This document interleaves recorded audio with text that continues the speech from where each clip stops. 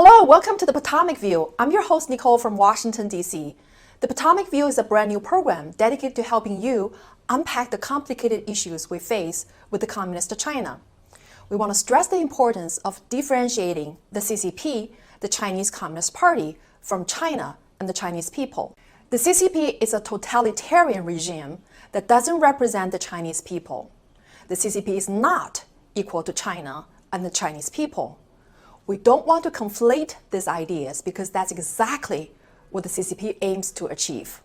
Thomas Jefferson said Americans' liberty depends on the freedom of the press. Free press is often considered the fourth estate in democracy. Throughout American history, journalists have played a monumental role in sustaining liberty by speaking truth to power and exposing power abuse against the victims who cannot make their voice heard by the public. To do that, journalists must follow a set of professional codes of ethics based on truthfulness, objectivity, fairness, and public accountability. What if the press is not free? What would happen if the fourth estate is hijacked by the special interest groups with money and power? What if the media becomes a tool of propaganda for a totalitarian state? In today's episode, we're going to talk about all of the above, and I will start with a personal experience. Last year, on December 14th, I received a text message on my personal Facebook account from a reporter working for HBO, Vice, and Showtime. Her name is Isabel Yang. She expressed her interest in interviewing me for a story about why Chinese Americans supported the former US President Trump. Mainstream media have noticed there's an increasing political awareness among the Chinese Americans, and many of them have voted for the former US President Trump. I accepted her interview request, and we started communicating by phone and WhatsApp messaging. She wanted to interview me and other Chinese Americans who were planning to attend a peaceful assembly at the Washington Monument on January 6. The event was organized by the Chinese American Alliance for Trump, a grassroots organization with members from across the country. So we met at the monument and did an interview on that day. I spent about 30 minutes talking with her and walking around at the event.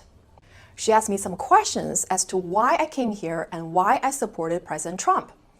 I told her I'm an independent thinker and my views were not shaped by the mainstream media. I then explained how my life experiences helped me to form my own opinions. Having experienced how the state-run media pushed false narratives upon people in China, I became a more independent thinker. I wanted to avoid the dear price paid by the previous generation who gave up their own independent thinking to the state power. Some of them became the Red Guards during the Cultural Revolution as a result of brainwashing and propaganda. Media played an instrumental role to fan the flames of hate and incite acts of violence against the targets. It was a decade-long disaster for a whole generation and for the entire nation. I told Yang that I follow alternative media and independent YouTubers. I mentioned GTV and G News, which were founded by the Chinese whistleblowers who wanted to take down the CCP and bring freedom, democracy, and rule of law to the mainland China. After the interview, we stayed in touch. I thought she had been working on her documentary about why the Chinese Americans supported President Trump and hoped she would send me her work when it is on air. Then, on December 21st, almost a year later, a friend of mine called me up and asked me, "How did you end up in the anti-궈원구이 political campaign?" I was shocked, having no clue what she was talking about. Then she sent me the video clip of Isabel Yang's interview with me. It was part of a program titled Meet with the Former Chinese Real Estate Mogul, 궈원구이, to explore his web of disinformation, unveiled by Vice Media on Showtime.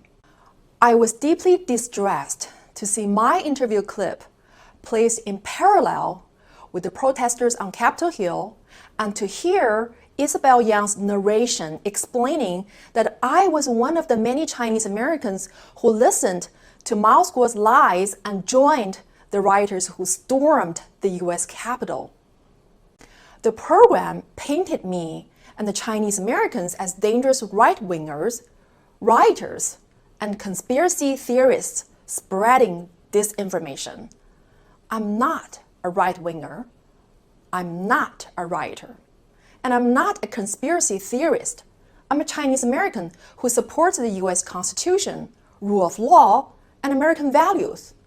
I would vote for anybody who could represent my wish and value to take down the CCP and protect America's liberty against the CCP's encroachment. I was disturbed to see I was being used for a hit piece against the individual who has nothing to do with the content of my interview.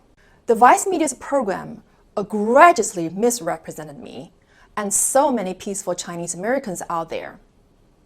Had Isabel Yang told me she was going to interview me in order to select some of my sound bites to build an anti-Mao Squad political campaign, I would have never wanted to accept her interview.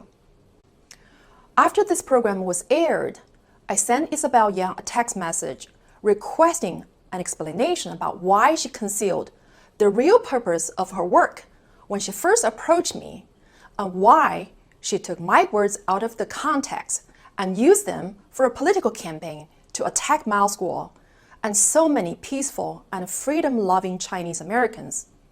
She never replied. So what is the true purpose of Isabel Yang's work? Is it an independent reporting or politically motivated hit piece? Why did Vice, HBO, choose to attack and demonize Mao Squad and so many Chinese Americans? Let's take a look at who is Isabel Yang and who is behind Vice and HBO.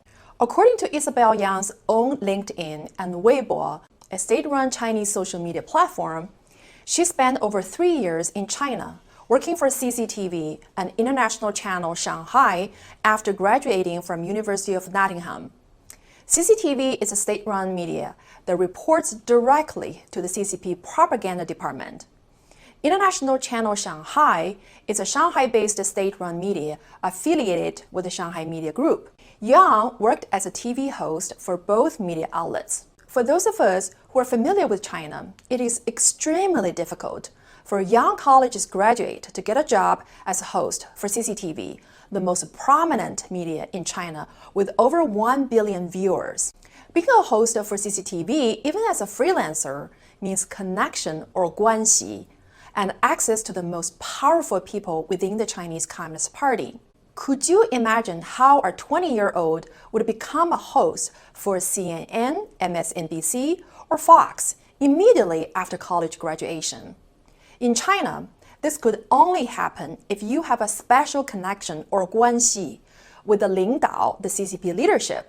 Why didn't Isabel Yang choose to become a freelancer host for BBC, ITV, or Channel 4 in the UK, or host for CNN, MSNBC, and Fox?